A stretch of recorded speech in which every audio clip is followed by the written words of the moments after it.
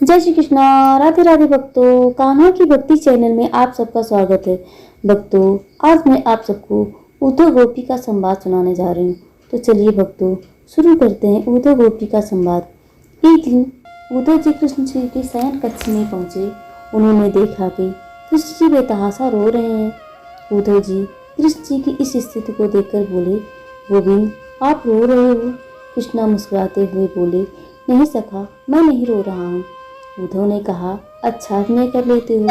कृष्ण जी उद्धव जी को बाहों में भरकर कहते हैं कि उद्धव मोहे ब्रज विसरत लाएं। रुदन करने लगते हैं। मोहे यशोदा मैया की बहुत याद आती है।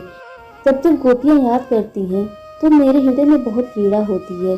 वह सभी ब्रज में रोती है और मैं यहाँ रोता हूँ। परंतु उद्धव जी को तो अपने ज्ञान पर बहुत अभिमान था। कृष्ण जी ने कहा, हे उद्धव, आप ब्रज जाएं और गोपियों को अपने ज्ञान से लाभान्वित करें। हो सकता है कि आपके ज्ञान से उनकी विरह वेदना कम हो जाए। उद्धव जी ब्रज जाने को तैयार हो गए। कृष्ण जी सोने का रथ और अपना पोशाक पीताम्बर मुकुट यानी अपने स्वरूप में सजाकर उद्धव जी को ब्रज के लिए तैयार कर दिया। उद्धव जी ब्रज की ओर निकल पड़े। जैसे ही रथ ब्रज की नगरी में प्रवेश किया, वैसे ही ब्रज के कांटे झुरमुट राह रोक दिए और कहने लगे, उद्धव जी आप यहीं से लौट जाइए, नहीं तो आपको भी हमारे जैसे दर्द सहना पड़ेगा। उद्धव जी अपने ज्ञान में लीन ब्रज की नगरी में प्रवेश करते हैं।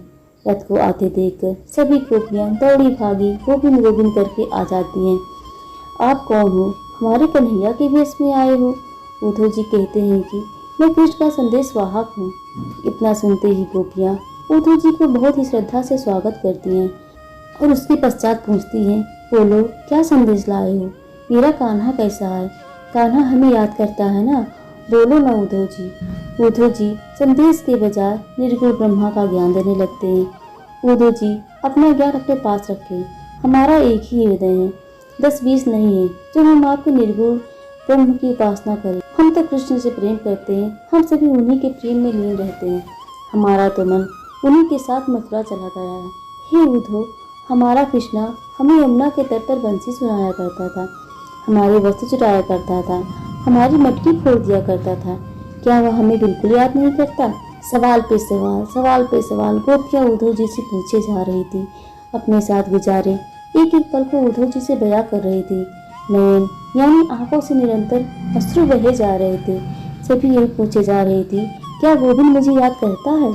उद्धव जी को खींचते हुए गोपियाँ एकांत में ले जाती है। सभी उन्हें घेर लेती हैं और बिलख बिलख कर करुण वेदना से पूछती हैं, हमारा नाम लेता है ना कन्हैया?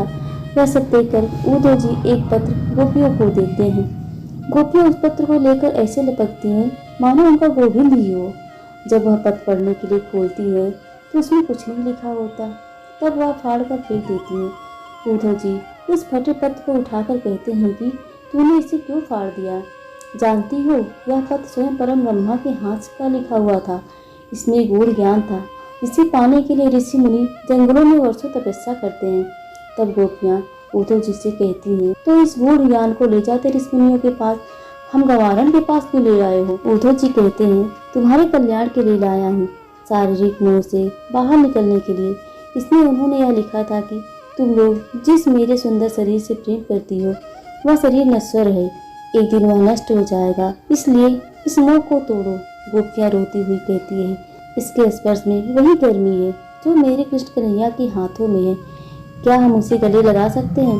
उद्धव जी कहते हैं, नहीं नहीं, वो तो सर्वत्र है। वह न कभी पैदा होता है, न कभी मरता है, न ही कभी आता है, न ही कहीं जाता है, न उसके नयन है, न हाथ है। यह सुनकर गोपियाँ उद्धव से कहती हैं, तब हमारी भेंट गोविंद से कहाँ होगी उद्धव भैया? उनके हाथ नहीं तो हमें कैसे स्पर्श करेगा? उनके नयन नहीं तो हमें कैसे देखेगा? यदि हमें कोई देखने वाला नहीं होगा तो हम किसके लिए सजेंगे? इस संदेश में वो लिखा है कि कहीं वो पागल तो नहीं हो गया है। वास्तव में ये मथुरा वाले छल बल करने में बहुत ही माहिर हैं। पहले वो क्रूर आया, न जाने कान्हा को क्या पाठ पढ़ा कर लेकर चला गया। अब आप आए हो ब्रह्म ज्ञान देने, जाइए आप उससे कह दीजिए हम यह उपदेश न दें। पहले ही हम उसकी जुदाई का सहन नहीं कर पा रहे हैं, ऊपर से यह दारुण संदेश उसे जाकर कहिए हमें प्रेम मार्ग से नहीं हटाए। उद्धव जी कहते हैं कि प्रेम एक ऐसा मोह का दलदल है इसमें जो फंसेगा वो अवश्य दुख पाएगा।